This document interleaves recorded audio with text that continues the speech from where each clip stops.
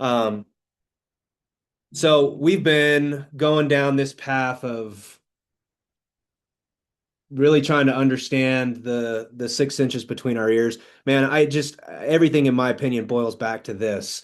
How we make decisions, how we see, self-awareness, how we really see ourselves in reality, how we understand our biases, how we account for them. To me, this is like the real meat and heart of what makes high performers different from the rest of the pack. It's like they think about these things, they address these things. So let me do a little recap of what we talked about that last week. So Mark Twain has this quote. I love this quote. It ain't what you don't know that gets you into trouble. It's what you know for sure that just ain't so. I think he's really speaking around biases. I think he's speaking towards these beliefs that we hold so firmly that we're not able to question. We don't look at the things that we know for sure. Um, Dr. Jeff kind of has a version of this where it's like, it's taking action on things you believe to be true that just ain't so. That's the stuff that we're really trying to pull out of here. Like, are we seeing ourselves for what it is? Are we seeing reality for what it is? I think high performers spend a lot of time thinking about this. Um, Mentor of mine, Randy Massengale, used to say this phrase. I love this phrase. And he just say, pick a shoulder and attack. Because we don't want to sit in this analysis paralysis mode. We do want to take action. We want to take action on the right things at the right time. And we had a conversation last week about micro stepping and how we take action in uncertainty. How do we move forward when we're a little unsure about where to go? Well, we're going to advocate for this idea of take fast action, but do it in micro steps. Do it in short bursts. Go tap on those blocks. Go see what moves. Go gather some information. I was sort of joking, around with Jeff as I was meeting with him today, and it's like, man, I've been playing soft offense for 3 years now.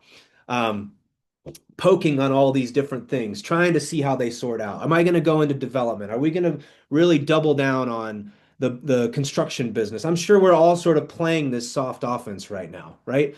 I mean, everybody has their own applications for it. And we want to try to make decisions without bias. Of course, that's obvious. And how do we do that? Well, it starts by making sure we're not violating case, that we're collecting the information along the way. We're taking micro steps and we're gathering information to inform our next step, right? And again, we've been talking a lot about biases. And so I went over this some of my favorite biases, I suppose, the ones that kind of affect a lot of us. Um, and I was addressing like how do these biases show up? Well, it shows up in chasing a lot of times, whether that's deals or chasing things. Um, we talked about confirmation bias. It's this tendency to sort of confirm these beliefs that we have. So we have this bias towards this strategy works because I saw somebody do it. So we go out and we look for information to try to confirm that. Or we get this idea in our head that, yeah, I got to hire, I got to hire. So we're looking for reasons to confirm that, right? We also talked about recency bias and how we have a tendency to put more weight on more recent information. And I find that this shows up for me and a lot of business owners through the lens of what Dan Nicholson calls the high month paradigm. So it's this idea that like I just kind of call it the high watermark. I'm sure you've observed this happen where like you have a great month and now your brain's like, great, we're going to continue on this pace. I'm going to go hire another person. I'm going to double down on marketing. I'm going to do all these things. And what happens is we hit these high water marks in terms of revenue or income. And then, naturally 2 or 3 months later, our spending kind of comes up to meet that. I was given an example of like, I remember when I was a six-figure business owner, right? And then you have 1 month where you do 100 grand in a month. And then what happens to your brain?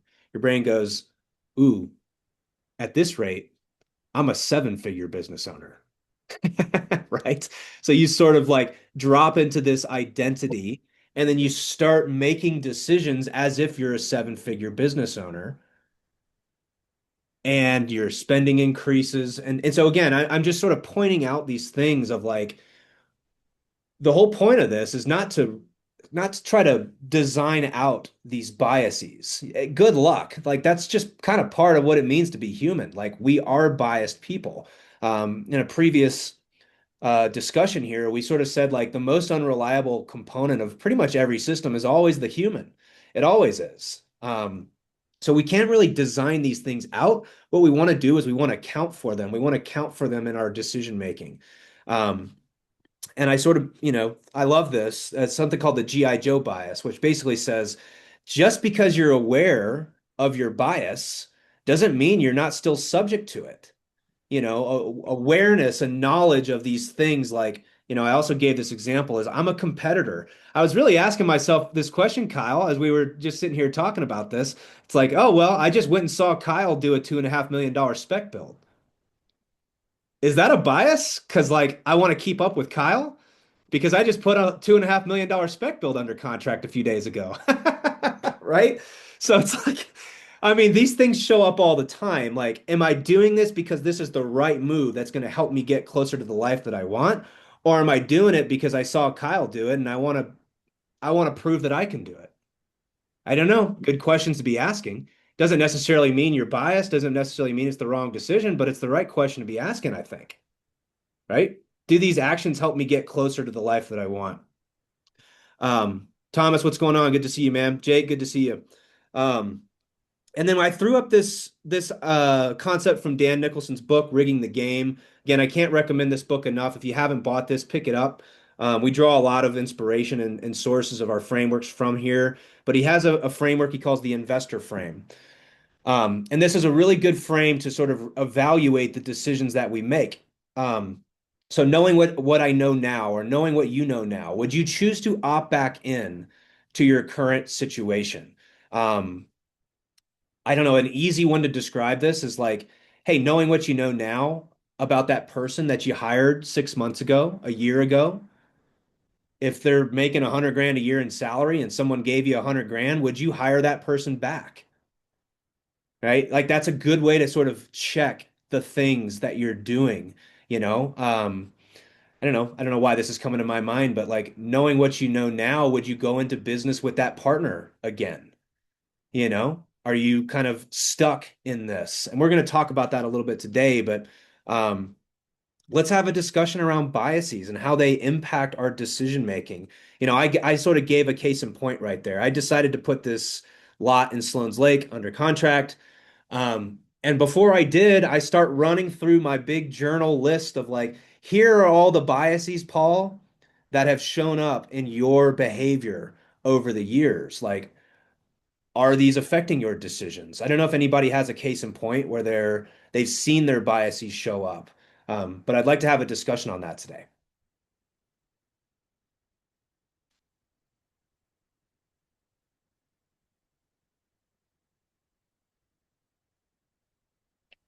These are, I'll hop in. These are something too. These are something over the last, from my journal, since July of last year, I really started to pay attention to for sure. Was because honestly, I noticed I kept getting chaos in my life. I'd have these really good times and then just stuff not going well. And this last time through it, I just started really looking at my biases. What were they? What made me do stuff? And what I noticed for me is there's a feeling of compulsion that I get to take action. And whenever I get that, don't fucking do it. There's a particular way it comes where it's like, if I do that, that's going to create the opposite of what I want. So, like, my mantra lately has just been stay open, slow way, way down, live. One of the last things we were talking about in the last club call I was in is how we like to get to the S&E part of case and skip C&A. And I have spent massive time in C&A, like forced to do it. Just slow down, rebuild the barbell, get things put back. And where I'm headed now, I can say this, it's created a stable road to get there where I can see things coming much easier and sidestep them than before when I wasn't paying attention to them. Fantastic, man. You mentioned something that I'd like to touch on is like, there's like cycles and waves to business, right? Everybody's been through that phase of like chaos in their business. You might even be still in it. I certainly am. Um, and I ask myself like, are you addicted to chaos? Like the dopamine, are you addicted to that? Because like, you write down, here's the things that I want. I want calm. I want peace. I want yada yada yada. Is that what your behaviors are showing? Because you continue to do things that create chaos. Um, I don't know. I think a lot of us probably got into this business with this, we were sold this idea of passive income. And now we look back, years and years and years later, and it's like, well, I don't know that a whole lot I'm doing is very passive. Um, I have a strong addiction to chaos, and that's a bias that I have. There's a certain amount of chaos that I enjoy. It's also like I had to give myself permission to like, yeah, but I kind of like it. Like I enjoy it. I like having a lot to do. I don't know if anybody has any thoughts on that, or if they can reflect and look in the mirror and say, what biases are Jake's smiling because I know Jake and I are addicted to chaos, both of us. Anybody got any comments on that?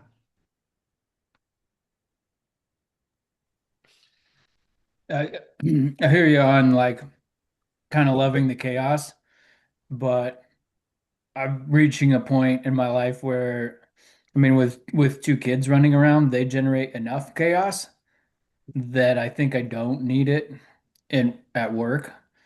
And I made a conscious decision this year, really last year, to like kind of pull some resources away from the business and put them specifically toward passive income. It's kind of cramping the business a little bit to lose some capital, but it's all right, I think, because it's just a little drip, drip, drip monthly into that account, and yeah, it feels good when it drips in there. Sure. And yeah, there's certainly less chaos because I don't have as much money to chase dumb deals. Yeah. Have to be more selective. Yeah. I mean, there's like a weird cycle how this plays out. It's like, and another way to say this is like I'm addicted to pain, It's like cycle. Take a big risk, dig yourself a big hole, dig yourself back out, repeat. It's like, why the hell do I do that? I don't know. Good question. These are the right questions, I think, to be asking. Um, Addicted to dopamine is a little note I just typed in there. Like those like hits of chaos. They're like scratching that itch. There's not a lot of dopamine in a reliable S&P 500 portfolio that spits off 8% a year. You don't get that same like hit as you do with the highs and the lows. Like the highs and the lows are that's what creates the dopamine. Any other thoughts? One thing I did think of as I did just cross the 40 threshold, I have my results from working with Dr. Jeff here, and when he gives them to you, you have your life lens progression on there. So I was really paying attention to what he talks about in this transition period. And like one of the driver for your 40s to 50s is order. And I took a lot of time in that, like to reflect as I was turning 40, because I was just read a lot about it, and that it's like a thing, right? When you turn 40, people, I don't know if y'all experienced it if you're there, but I do feel different. I do feel like I think different than I did. And it's more about order and stability and like what creates that throughout. So I found that interesting just in terms of the life lens progression he talks about of what is right at the right time, right? Like it's fascinating. Yeah, it is.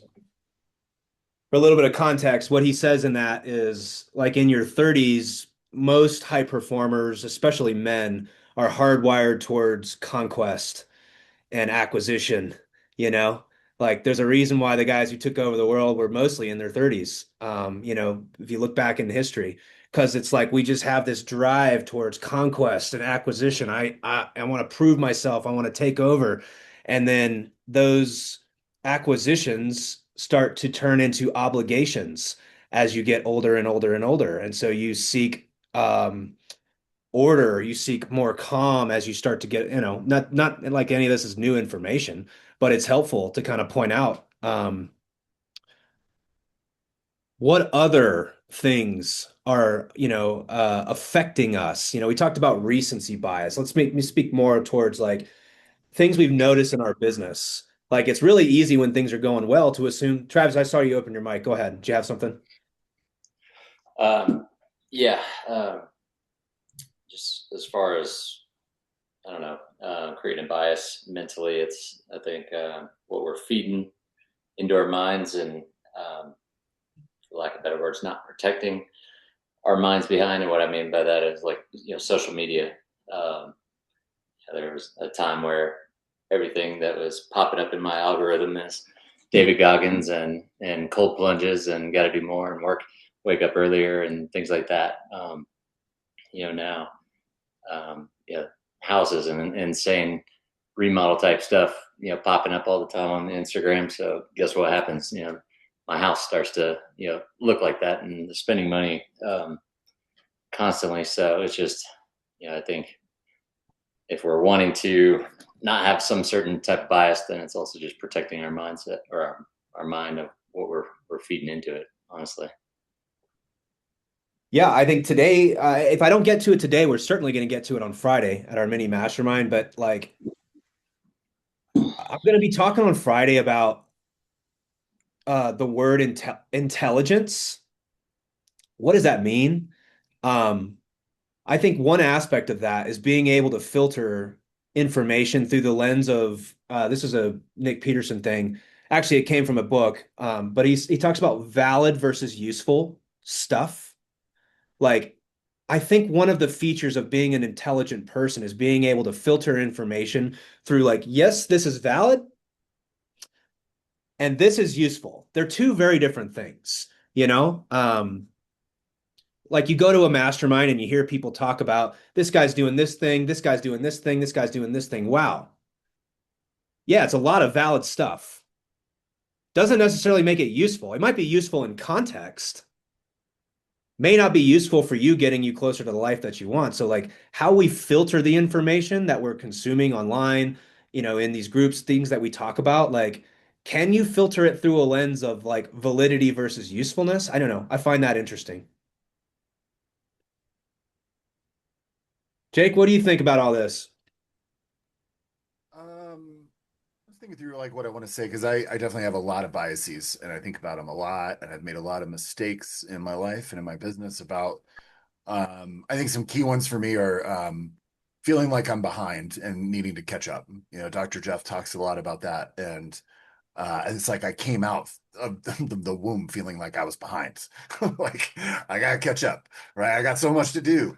And that has caused a lot of mistakes in my life of not being patient and not waiting for receptivity, I guess. And I have an optimism bias too. It's like I can be very critical, but then I have this optimism bias where I think that everything is going to work out. And I think I can do more than what I can do. I think I can bend space and time. Um, and I think the way that that I deal with that is I had a therapist in my 20s tell me, I went to her because I was like, I was mad at because I was like, I've already dealt with this issue. I don't understand why it's coming back up in my life. And she just kind of laughed and was like, well, your core issues are your core issues. Like whatever your biases are your biases. The goal is not to like get rid of them. It's to turn the volume down and to have awareness around them and to put guardrails into place and to talk about them and to be aware of them and to have conversations like this with other people so that you can understand them a little bit better so that when you go off the rails you come back faster and it's not as destructive because we're always going to go off the rails. Like we're not going to solve this problem, whatever your problem is, quote unquote. It's just about how do we reduce the modulation, right, of how do we not go off the rails so much that it causes a bunch of destruction in our life? So that's what I think about. Yeah, I like that. It's like not necessarily saying it's like how to make the highs, how to make the lows lower, how to bounce back quicker, how to recognize the feedback loop of like, oh, nope, I can look in the mirror, I see myself doing that. I also like what you mentioned about this like weird. Anybody ever feel like you got like a lion behind you chasing you like in business and you're like, oh, oh, like this is coming. I don't know why, but I feel that a lot. Like I'm behind or something. Like you take these big bets or something because you're like trying to make up ground. Like I'm just gonna do this thing and I'll be able to get there, quicker by doing it this. Like, um, that's a bias. It certainly is. Anybody ever felt that? The lion behind you? Like these people in it's comparison thing, maybe, or it's like I just, I call it the JG Wentworth bias. It's my money and I want it now. Like I gotta get there now. I'm gonna make up ground with this big decision. We're gonna close the gap. Any thoughts on that?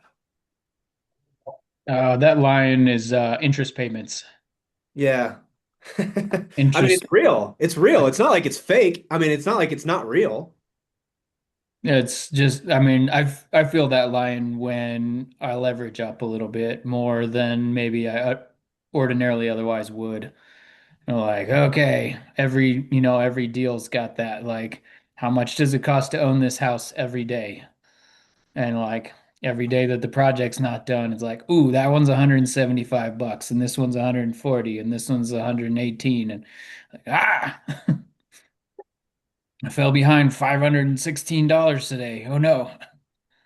So Yeah. that line is real. Yeah, I mean, there's like reality, and then there's also the mental bias side. Like, and how do you separate the two? Um, like, is this made up in your head, or is there like an actual interest payment that's due? And like, no, we actually have a timeline. We need to get this done. I'm trying to read what you wrote here. Let's see. Reed says, I'm at a coffee shop, so I don't want to turn the mic and annoy everybody around me, but this is wildly relatable. Artificial sense of urgency, comparison to other people, the lion behind you. Yeah.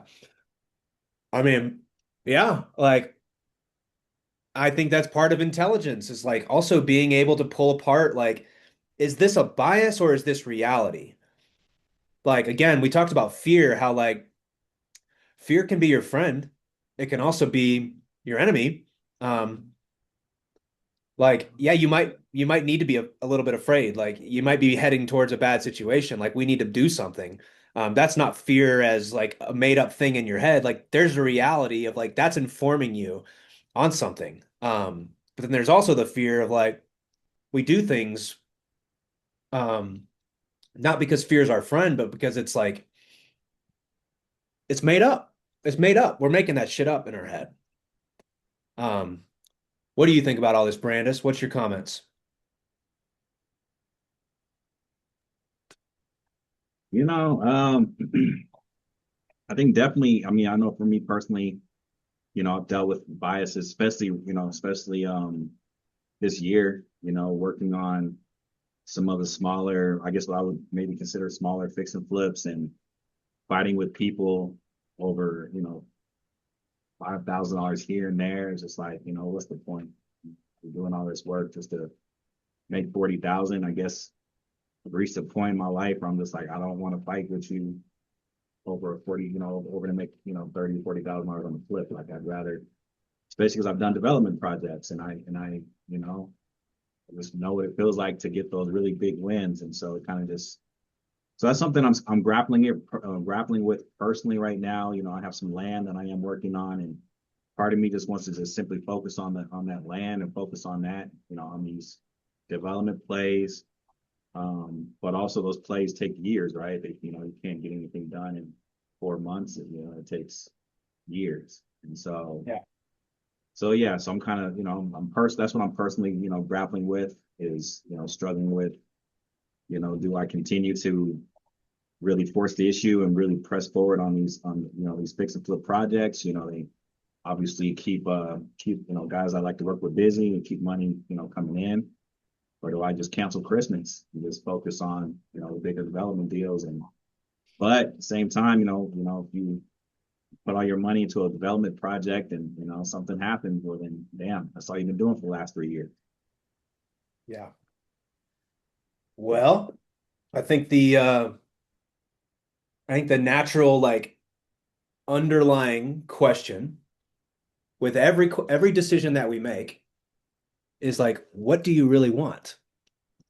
Because fix and flips are valid, developments are valid, like they're valid, but our job is to filter the valid things and make choices on what is most useful. But that's directional. It's like useful for what? Like to getting you closer to what you want, right? Isn't that the whole point? And so it all comes back to like, what do you want? Um, Not exactly the easiest question to answer. It may sound easy and it's, phrasing, but like, what do you really want? I also jotted down from something that you said is like, what game are you really playing? I don't know why this came into my head, but like, because you were talking about, fighting over 5 grand and doing all this stuff. It's like, I don't know why, but I was thinking about my marriage. And what's the point of that game? Is, is the point of that game to win? Like, anybody been married that's like, you might be right. In fact, I would go as far as to say is you probably are right. But like, who cares that you won the argument? You're not playing the right game. That you're trying to win that game of that argument, and it's like you're missing the point. Like the point of the game is to continue playing the game. The point of that game is not to win. You don't win that. Um, I just find that very interesting and very like, of course it relates to marriage, but it also relates to business. Like it's why it's like, all right, well, do I really want to win this game of $5,000 and I'm fighting with this person over? Like, is that really is that really the point of the game? I mean, maybe, maybe not, but again, I think that's the right question to be asking. What's the point? Would you rather be right or would you rather be happy? Thomas says, I'm doing much better my second time around, says Micah. Yeah. Don't miss the point, I think is the point, right? Mike Jones, what do you got to say about all this? Um, I think especially as I'm going through like a little transition period personally, I think it's that question of like, what do you want? I'm still trying to figure it out. I'm journaling on it every day. And I think the bias towards like relieving pressure of just creating action just for action's sake so I can say I did something or run at something is I can really relate with. And I think that's something that I do quite a bit. So especially right now, I'm just trying to take a second to think about before I start running at something, is this the right thing to run at? And at the same time, it's not an either or question. I don't have to do development or remodels. It's the market's fluid in itself. So what game do I want to play right now and what is working right now? What makes sense? What gets me closer to what I want, at least financially? So Yeah. that's how I'm looking at it. Yeah. Well, and I'll say like because you're going through this right now, you're being forced to kind of sit still.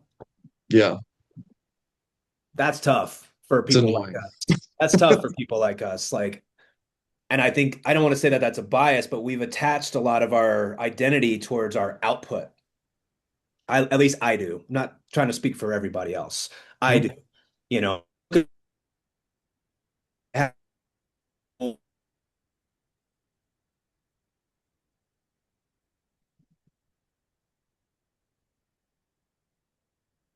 Did he freeze on anyone else's? oh, Yeah. my Okay. back, my back. There. Yeah. Yeah. You're back. Okay. Um, Busyness, I suppose, is like a similar bias towards chaos. Can you guys hear me? Am I frozen still? Okay. Yes. All Can right. hear you. I don't know what's going on, but yeah, a guy who I used to know used to say the problem with problem solvers is that they have a tendency to create problems just so they have something to solve. Um, Bias, right? You're creating things because you have this identity of like I'm a problem solver. So you'll create problems unknowingly so that you have a problem to solve. So it's like, I don't know. This whole life thing is difficult, but like, I don't know. Any final thoughts on biases and how they show up, how they affect you? Any final comments on this? Okay, before we move Well, on. one thing, I Yeah, think one thing that's like sticking out for me right now, where you talk about kind of like pausing to sit still for a minute. Something that really is sticking out to me is the 40% rule of what is your actual capacity right now? And I've been asking myself that a lot. And how can I become more efficient in what's actually important right now? With spec development or construction in general, there's 100 fires to put out every single day, right? And so it's like, what are the top two most important things that need to go right in a spec development project? Budget and timeline. yeah, So, you know, if we're assuming that quality is a standard, right? So how can I get more efficient on budget and timeline? And am I doing everything I can right now? And how much more can I do to be more efficient about it? And then that kind of like starts to open up the room and ask like poses the question to myself at least. It's like, what else can I be doing? yeah. I mean, you're describing like what I think we're trying to show with this. Like there is a process for how to do this. I mean, we're laying it out on these calls. Like there is a process. And Mike, what you're describing, in my language is what we call the four levers, which is like, I mean, at any point in time, the whole point is to figure out the next one to two things that need to go right. That framework over and over and over again. But the one to two things that need to go right require a tremendous amount of clarity on where you're trying to go and what you're actually trying to accomplish. Um, Thanks for saying that. Anybody else got any final comments?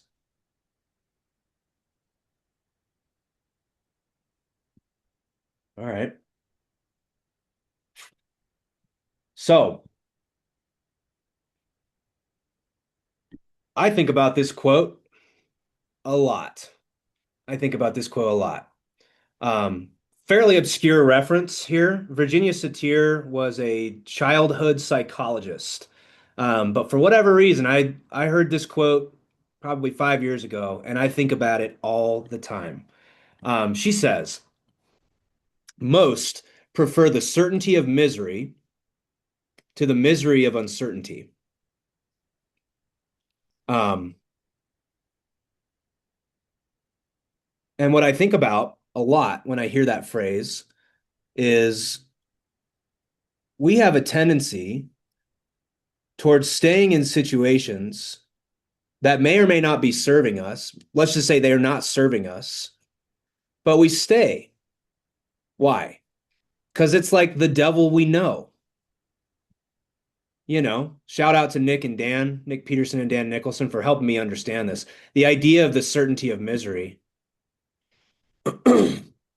Because we stay in these businesses, we stay in these deals, we stay in these partnerships, we stay in these relationships. I always use this example. Anybody ever dated a girl in high school that you knew that that relationship wasn't going anywhere. Like you knew, but you were like comfortable. It's like, well, I kind of know what to expect.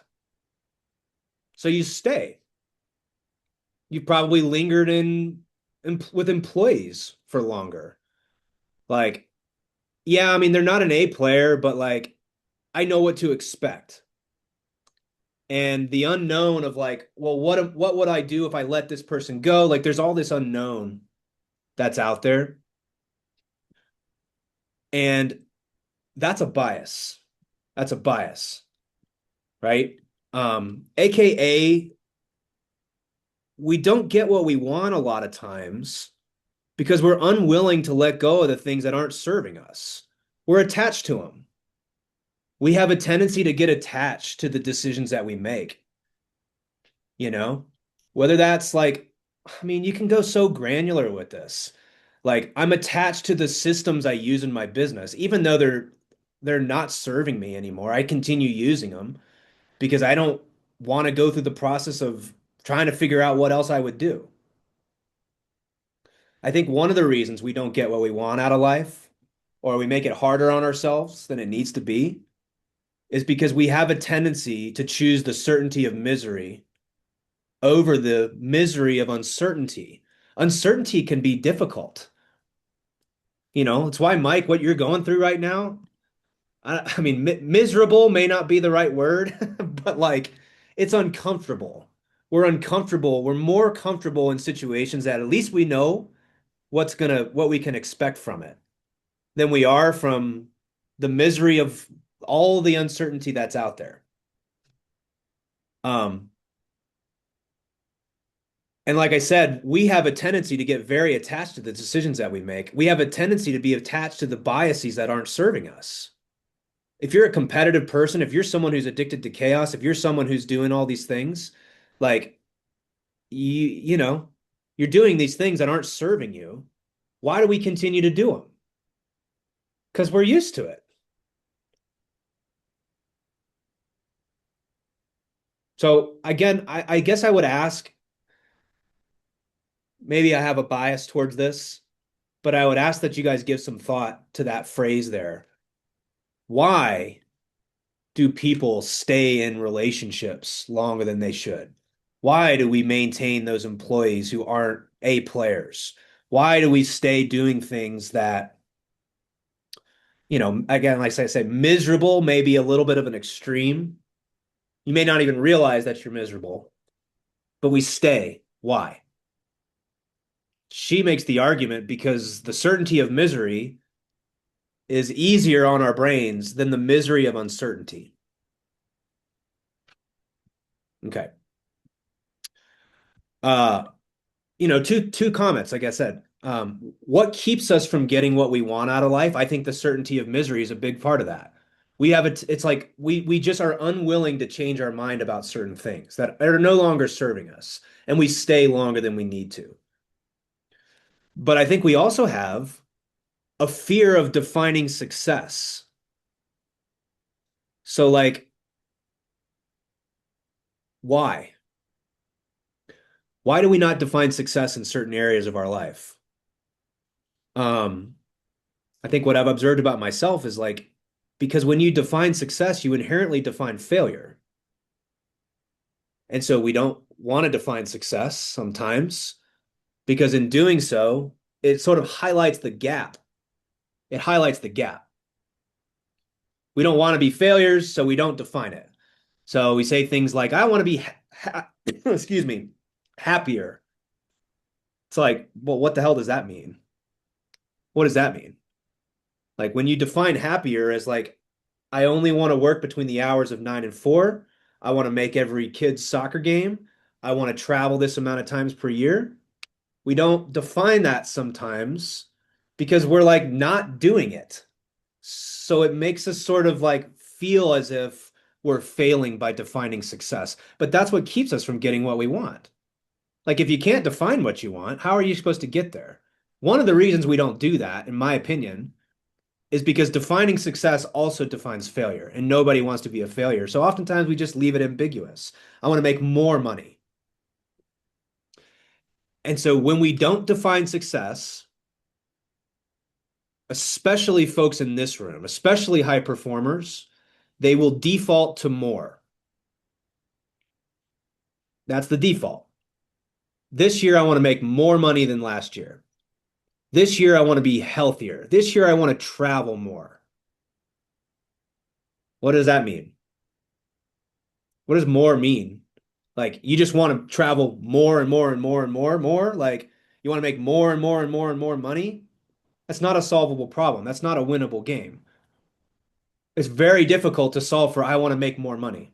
Very difficult to solve for I want more passive income. We use these phrases as just like, like, why do we do that?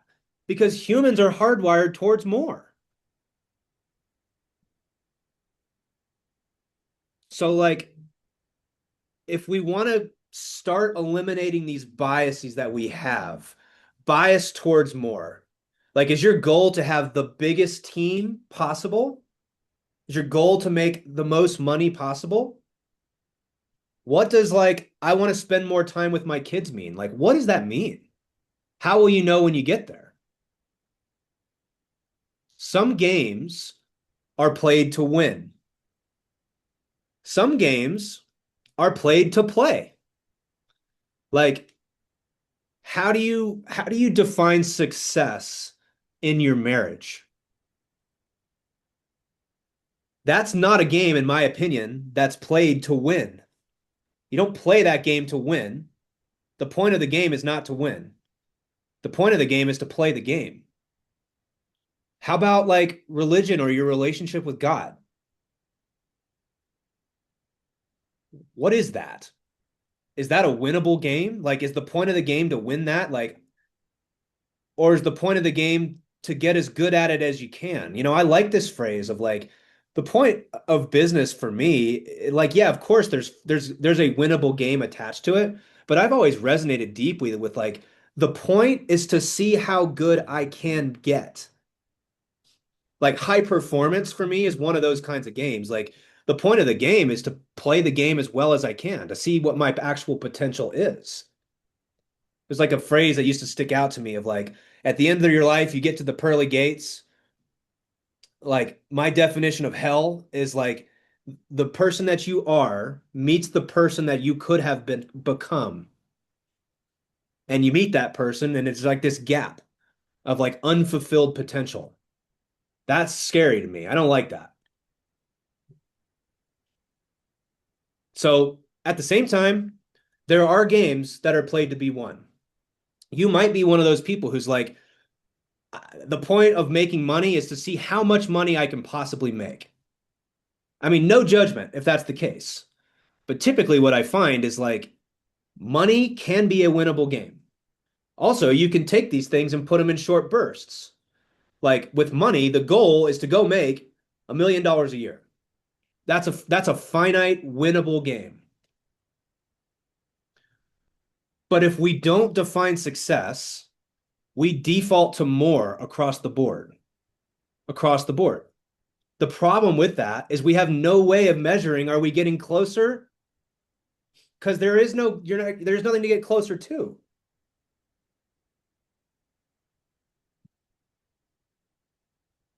Right?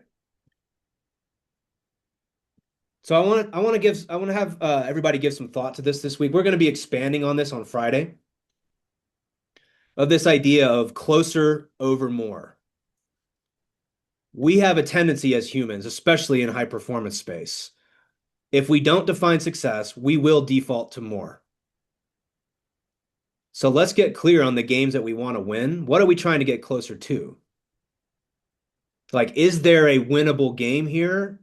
Or is the point of the game to play the game? And let's separate those two things. Those are not the same things. Stop trying to win in your marriage. Start trying to win in your finances. Two completely different types of games. Hopefully that makes sense. We do want to try to get closer to the things that matter most, right? Some games we want to go out and win. Maybe that's the house that you want to buy. Like there's a house in a neighborhood that I want. I don't really even need to justify why. I just want it. Maybe it's a car. Maybe it's a vacation you want to take. Okay, great. Like, let's get clear on all that stuff. Let's put that over here. Let's take all the other more infinite games. The point of these games are just to play them and see how good I can get at them. Let's design the system in such a way where we're very clear on what we want so we can go out and win. And remember, like, if it's a finite game, but you haven't defined what that means, you will default to more. You will default to more. I've seen this so many times. I mean, with pretty much everybody, myself included. Like, I default to more. I'm going to do more deals. So Again, this is like nobody's exempt from this. That's what my experience is. Nobody's exempt from this because we're humans. Like this is what it is. We're hardwired in certain ways. We're hardwired to default to more. But that's not you, the high performer. That's you, the survival brain that's trying to keep you alive, you know? Like, so recap. Most prefer the certainty of misery to the misery of uncertainty. Could add another quote in here. It's like most people don't think that they're most people, right? So most prefer the certainty of misery to the misery of uncertainty, and most people don't think that they're most people. It means most people don't think that they struggle with that, but they do. You are attached currently to a decision that you've made or are currently making that is no longer, it's not serving you. I know that for a fact. I know it for a fact. Because it's the devil we know, because we're unwilling to let go of those things. That's what keeps us from getting what, that's one of the things that has a tendency to keep us from getting what we want, is we're just doing, you know, I was almost like making a cheeky note here. It's like secret hack to getting what you want. Step one, look at all this, look at all the stuff you're doing. Identify all the stupid shit you're doing. Stop doing that. Repeat. Like, that's what it is. You know, it's like you want to get closer to the life that you want. First of all, just stop doing stupid shit. Stop doing things that are no longer serving you. Stop letting your biases affect your decision making. We start there because it's low hanging fruit, but it's also hard to see it because you're really close to it. Hard to see the things sometimes that aren't serving you. Why? Because you're used to it. You're comfortable in the certainty of your misery.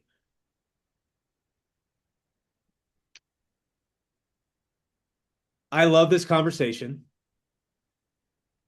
And yet, if we don't do the work to look at what are my biases? Like, have I defined success or am I just afraid to define it?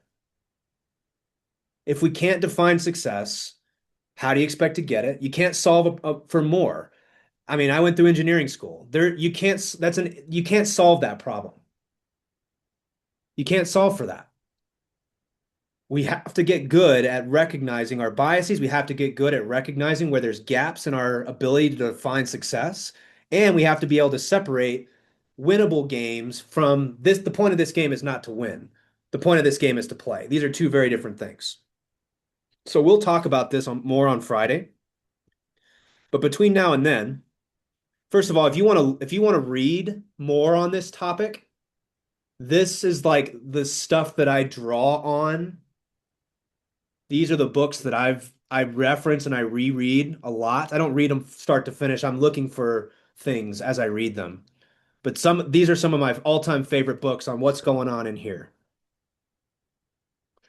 These are the questions I would encourage you to jot down and think about this week. Where are you choosing the certainty of misery over the misery of uncertainty? And have you defined success? Saying things like, I want to make more money. I want to be happier. I want to travel more. I want to have more time. You can see how that's like just embedded into the language that we use. We just have a tendency to say these things without really defining what that means. So, like, have you defined success? Or are you just defaulting to more? Good questions to be asking, guys. Again, we all deal with this. This is like a human thing. This is a high performing thing. We talk about this so frequently. Why? Because it's probably the most important thing, in my opinion. Probably. I'm willing to change my mind, though. I do have a bias towards that. All right, guys. Thanks so much for your attention today. Great to see you guys, and give some thought to this week. And for those here in Denver, I'll see you all on Friday. All right, see you Friday. All right. Take care. Bye.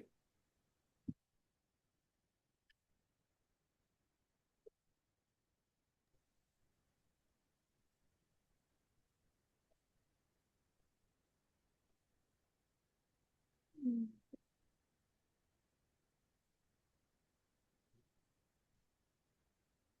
crowd.